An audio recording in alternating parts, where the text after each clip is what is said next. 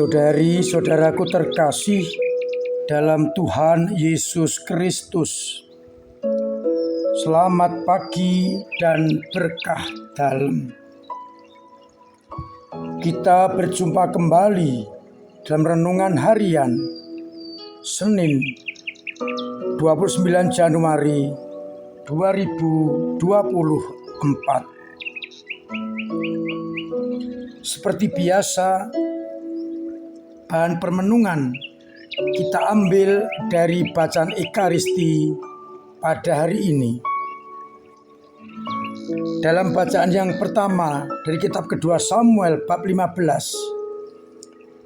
ayat 13 sampai 14, ayat 30 sampai ayat 30, ayat bab 16 ayat 5 sampai 13a, digambarkan bagaimana Daud melarikan diri dari Absalom anaknya yang mengintai kematiannya, dan juga Simei dari keluarga Saul mengutuki Daud dan tentara-tentaranya sesuai dengan perintah Tuhan.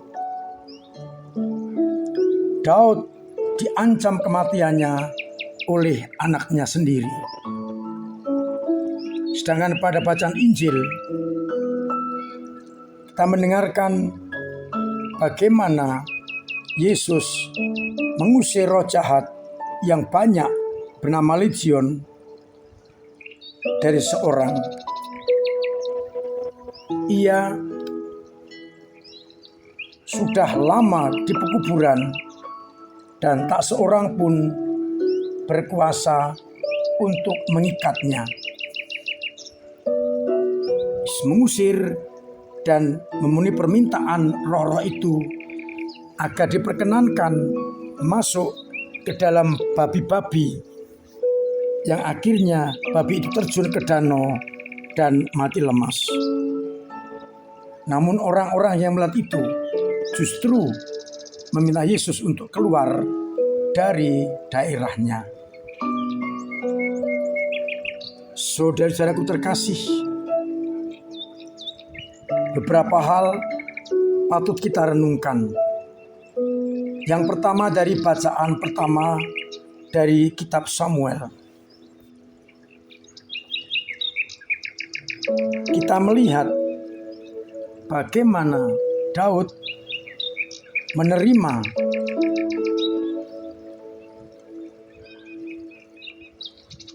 nasibnya karena ia menyadari kesalahannya.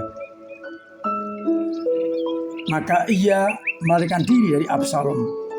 Dan ketika ia dikutuki oleh Simei dan para prajurit meminta izin untuk membunuh Simei, Daud mengatakan,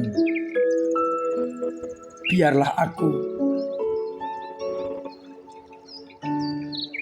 menerima ini, jangan ikut campur. Sebab kalau Tuhan telah bersabda, tidak mungkin ada orang yang bisa menghentikannya." Daud menyadari ini konsekuensi atas pilihan hidup yang melawan Tuhan, yakni berbuat jahat di hadapan Yahweh. Daud menyesal, Daud bertobat, dan akhirnya ia menerima konsekuensi atas tindakannya yang melawan Tuhan. Ia orang yang gentle. Dan nanti kita tahu pada akhirnya Allah tetap mengasihi Daud. Dari sini kita bisa melihat, mengambil titik permenungan. Apakah kita seperti Daud, berani konsekuen dan menerima risiko konsekuensi atas tindakan kita melawan Allah? Dengan penyesalan, dengan kerendah hati, Daud mengakui dan menerima apa yang diberikan Tuhan kepadanya, yakni diancam kematiannya oleh anaknya sendiri. Mampukah kita seperti Daud? pada bacaan Injil banyak hal bisa kita ambil. Yang pertama, digambarkan orang ini begitu kuat sehingga tak seorang pun mampu mengikatnya karena kuasa roh jahat. Tapi Yesus hanya menghardik, meminta dia keluar, dan roh itu taat kepada Yesus. Ia lebih berkuasa dari roh jahat. Dialah sang nabi yang akan datang. Dengan mengusir legion itu, Yesus ingin menunjukkan kepada orang-orang bahwa dia lebih berkuasa dari roh jahat itu, dan itulah kuat kuasa Allah.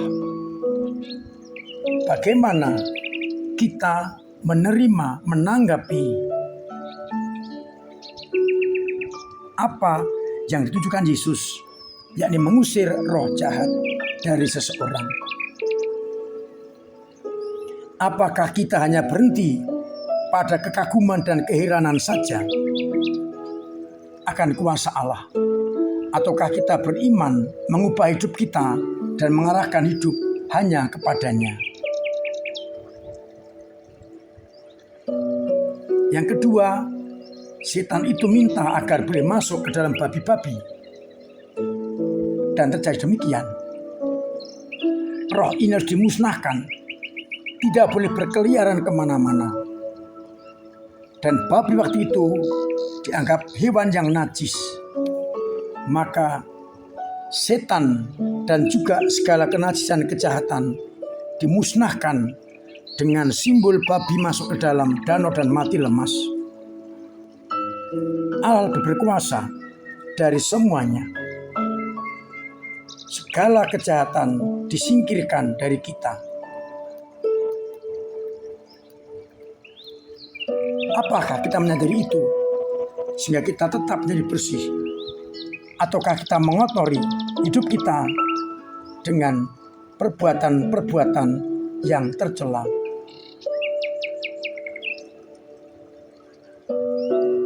Orang yang kerasukan setan ini dibelenggu oleh setan sehingga tidak bebas.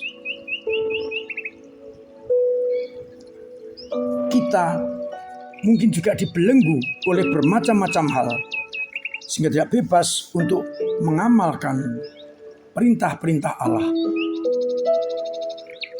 Dan lewat pembaptisan kita sudah dibebaskan dari belenggu-belenggu itu.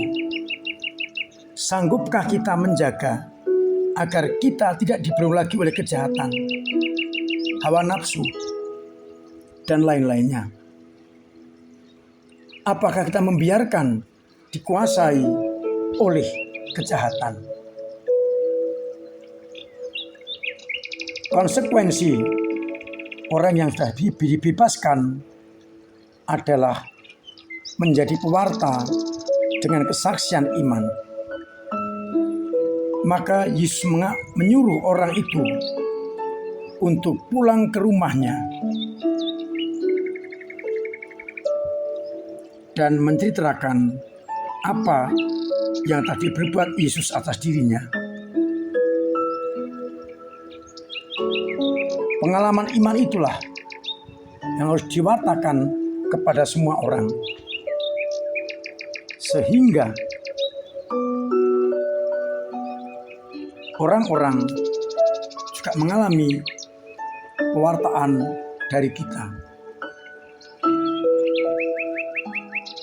Sanggupkah kita seperti orang yang kerasukan setan menyampaikan berita gembira pengalaman iman kita kepada sesama? Harapannya mereka melihat iman kita bertobat dan diselamatkan.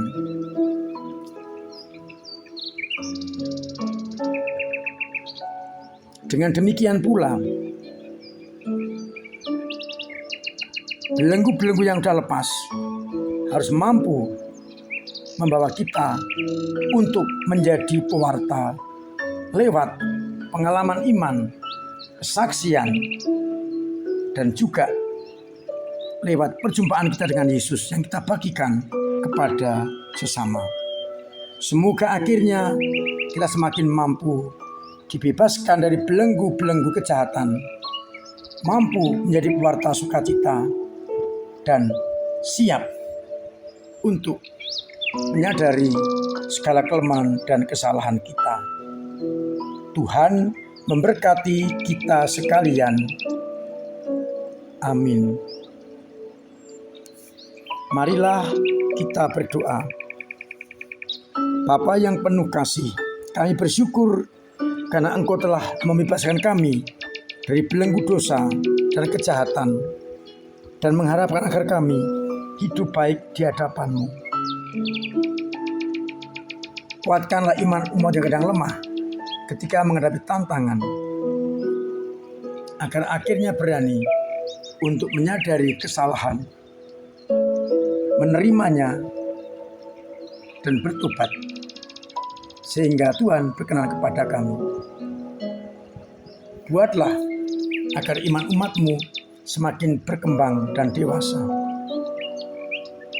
Semoga akhirnya banyak orang mengalami cinta kasih-Mu. Semoga umat-Mu yang sakit Engkau sembuhkan, yang punya beban berat Engkau ringankan, yang punya persoalan Engkau urai, dari ekonomi Engkau bantu lewat sesamanya, agar akhirnya semua orang boleh mengalami sukacita. Untuk itu ya Bapa, semoga Engkau senantiasa membimbing, memberkati, dan menyertai kami dengan berkat-Mu sendiri, Bapa dan Putra dan Roh Kudus. Amin. Saudari-saudaraku terkasih, tetap saya ajak, saya ingatkan, saya anjurkan, bahkan setengah saya wajibkan untuk tetap mematuhi protokol kesehatan agar kita tetap sehat, terbebas dari segala mara bahaya, dan tetap menjaga keselamatan bersama.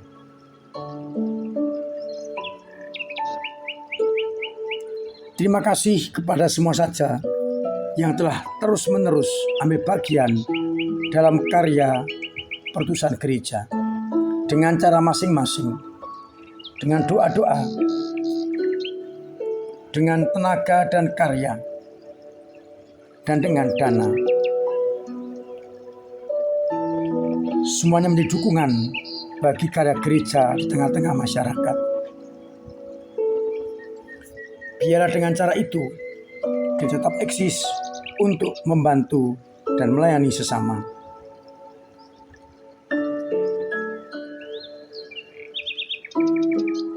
Sebentar lagi kita masuki pemilihan umum dan juga Rebo Abu. Mari kita memilih pemimpin yang terbaik dengan menggunakan hati nurani, bukan dengan ambisi. Pertobatan menuju kepada Allah kita wujud nyatakan dengan memilih pemimpin yang sesuai dengan hati nurani, sesuai dengan kehendak Allah, yang menjaga kesatuan Indonesia.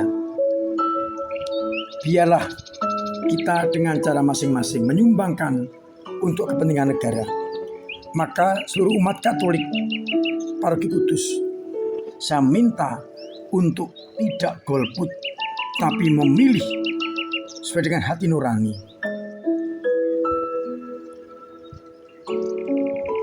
Dan selama ini terus kita doakan dalam doa-doa kita, demi pemilu lancar, aman, damai, dan adil, sehingga boleh memilih pemimpin yang sungguh dikehendaki oleh Allah dan memperhatikan hidup kita.